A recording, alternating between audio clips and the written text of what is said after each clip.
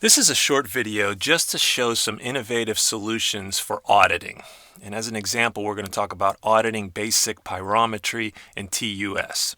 So we might be talking about aspects to audit controllers, thermocouples, recording instruments, the calibration requirements, the accuracy of those requirements. We might audit calibration procedures, temperature survey procedures, and of course the importance of understanding the frequency of those activities to make sure they're compliant. A quick search on Google came up with some successful tips for executing TUS audits.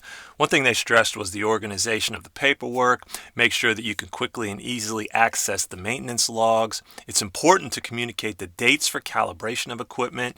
You want to develop quick reporting techniques for easy review and sign off. And of course, you want to ensure that the device is calibrated and certified. One of the websites where some of this information was gathered simply said that all of these preparations put together can shave hours off of the process. And when you think about a number of furnaces, you can begin to see the financial benefits of making this process more streamlined, using innovation so that all of this organization comes together naturally. The reason we believe that Team Assurance's platform and software as a service is so set up and fit for this purpose is because of its capabilities. You can set it up so that it will schedule the audits. It's accessible on any platform. You can use smartphones, notebooks, laptops, even interactive displays. There are several ways to capture data. You can just obviously input text. You can take pictures with those devices and capture them. You can use video. They can set up multiple choice selections. You can upload documents. All of the activity is time-stamped, so you know the real time at which the audits were completed. All that information is stored in detailed records, and remote auditing is possible as you set up the forms that are completely configurable. You can have others complete those forms, and because you have so much data that is time-stamped and accurate, you know whether the audit was completed correctly or not.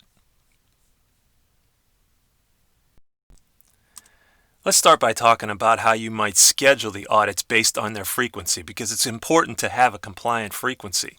You obviously would go in, choose the form that you've pre-configured for the audit, and you would schedule that for one of the team members. So for this example, you would be going in and doing the set point analysis. You would say, I'm going to assign it to someone on, for example, the operations team. So you would find that team in the list, and then you would select someone from that team. And obviously there would be multiple names. In this case, I'll select Patrick Patorti. And then I can set the exact date that that audit has to take place. I can then apply a frequency to it, right? Does it need to be done daily? Does it need to be done weekly? Does it need to be done on the third Monday of the month, and so on? And then I have the opportunity to decide when it's overdue. Is it overdue after a day, a couple days, a week, or so on? The really great thing about the software then is that you can look at those audits in terms of those due dates. Which ones are new and have been completed? Which ones are past due? How many are upcoming and have been scheduled? So for example, this is a list of all of the audits that would potentially be scheduled, and those lists can be sorted to look at them in that fashion in order to apply accountability and stay on top of the tracking of the audit process. Let's take a look at how the audit process itself might work. So this might be a form that you configured and said was due on June 30th. Of course, it's past due in this case. It was assigned to Patrick Patorti.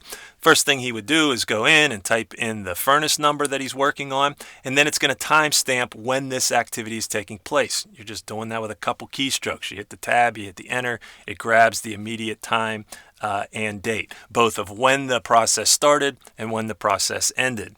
You can input text. In this case, we're asking, hey, how much time did you do for this survey? And in our example, we're saying 2 minutes. You might do the same thing, those timestamps for the set point analysis. If the set point analysis was successful, you'd hit succeed. If it failed, you then have the opportunity to go in and say, hey, why did it fail? And it creates a whole new document. You want to notify the quality department that, look, when I was doing this survey, it failed because the ramp-up temperature was perhaps too slow. And now that record of that activity becomes permanent part of the audit. You can go so far as to add pictures, you can add photos, videos, and saying, hey, here's what I thought, to put some real detail behind that non-conformance. If we go back to the configured form, we might put in our temperature ranges. When we started, 1.172. When it was over, it was at 1.18. So that's an example of just entering text right into a form, or excuse me, a table.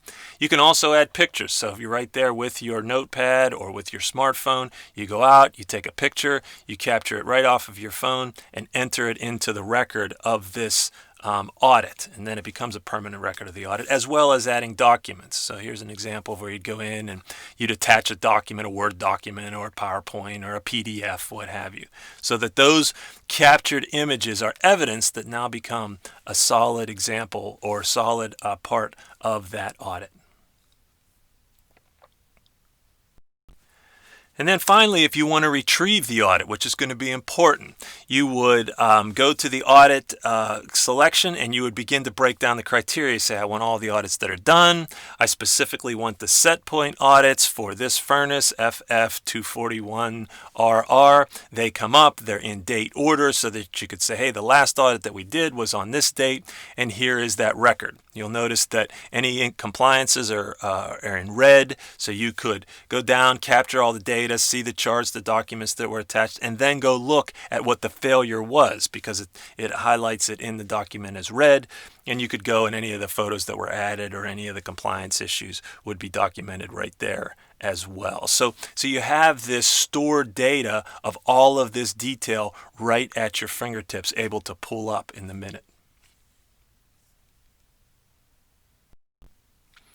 For more information on this technology for the future of business, you can learn more at www.csiopex.com.